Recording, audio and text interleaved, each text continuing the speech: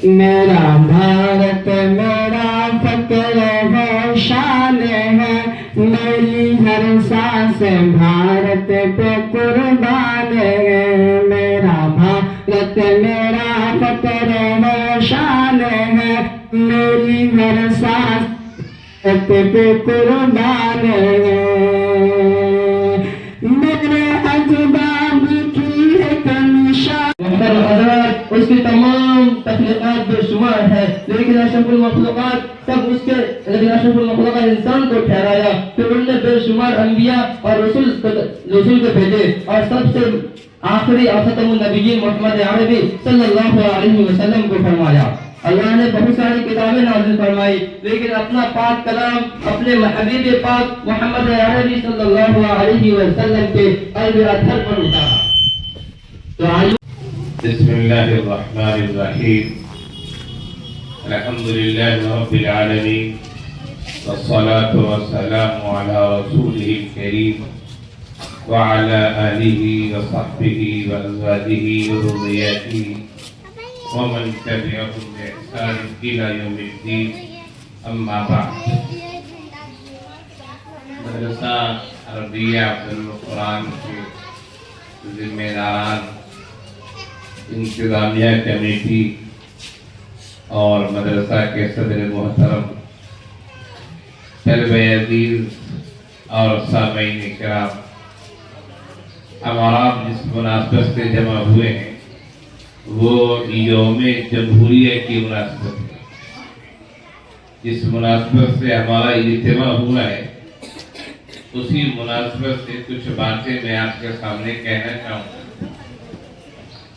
ہمارا ملک ہندوستان جب آزاد ہوا تو آزادی کے بعد سے 2 ایام ایسے ہیں کہ ہم جشن کے طور پر مناتے ہیں۔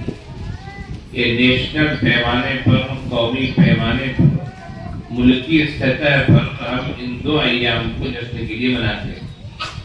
ایک 15 اگست کی تاریخ ہے اور ایک 26 جنوری کی تاریخ ہے۔ 15 اگست کی تاریخ کو ہم یوم آزادی کہتے ہیں۔ 15 اگست 1947 عیسوی میں ہمارا ملک انگریزوں کے چنگل سے آزاد ہوا۔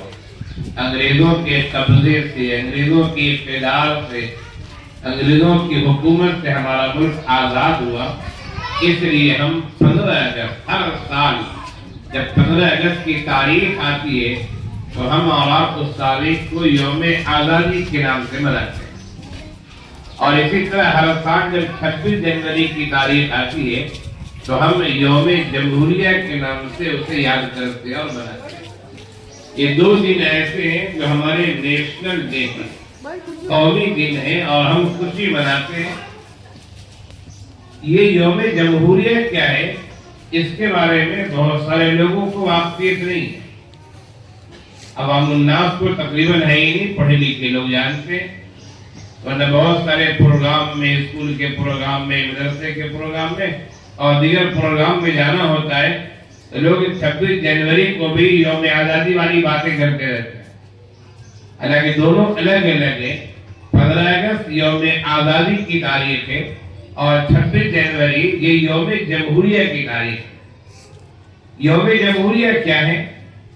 اصل میں جب ہمارا ملک آزاد ہوا، بلکہ آزاد ہونے سے پہلے ہی ہمارے ملک کے قوانین بنانے کی کوشش کی گئی اور ایک کمیٹی بیٹھائی گئی، جس کمیٹی کے 7 ارکان تھے اور ڈاکٹر بھیم راؤ امبیڈکر، آپ کا نام سنا ہوگا، ڈاکٹر بھیم راؤ امبیڈکر وہ اس کمیٹی کے پریزیڈنٹ تھے، صدر تھے۔ اس کمیٹی کو یہ ذمہ داری دی گئی تھی کہ جو ملک ہمارا آزاد ہونے والا ہے اور آزاد ہونے کے قریب ہے، اس ملک میں کون سے قوانین نافذ کیے جائیں، کیا اصول ہو، کیا ضوابط ہو۔ ملک کے قوانین ہیں، ملک کے اصول و ضوابط ہیں۔ اس کمیٹی نے محنت کی اور 2 سال 11 مہینے 18 دن 2 سال 11 مہینے 18 دن محنت کرنے کے بعد اس کمیٹی نے پورے اصول مرتب کیے۔ اس اصول پر بہت سے ڈسکس ہوئے، بحثیں ہوتی رہی۔ خیر ایک وقت ایسا آیا کہ 24 जनवरी 1950 ईस्वी को इस उसूल ज़वाबित या मुल्क के कॉन्स्टिट्यूशन या मुल्क के दस्तूर या मुल्क के संविधान जो भी कहें आप, उस पर मेंबरान पार्लियामेंट ने और जिम्मेदारान ने दस्तखत किए। ये 24 जनवरी 1950 ईस्वी की बात है। फिर 2 दिन के बाद 26 जनवरी 1950 ईस्वी से वो दस्तूर जिसे भीमराव अंबेडकर की सरपरस्ती में, निगरानी में, उनकी सदारत में तैयार किया गया था, उसे नाफिज किया गया 26 जनवरी 1950 ईस्वी। इसीलिए हम उस दिन को यौम जमहूरिया कहते हैं। आप में से अक्सर तलबा हैं, पढ़ने वाले हैं, आप जिस मदरसे में पढ़ते हैं, जिस स्कूल में पढ़ते हैं, जिस इदारे में पढ़ते हैं, यकीन उन इदारों के कुछ उसूल होते हैं। आप अगर कहीं जॉब करते हैं, पढ़ाते हैं, वहाँ के कुछ उसूल होते हैं। ऐसा नहीं कि जो भी आए और पढ़े और चला जाए और जो भी आए पढ़ा दे, ऐसा नहीं होता है।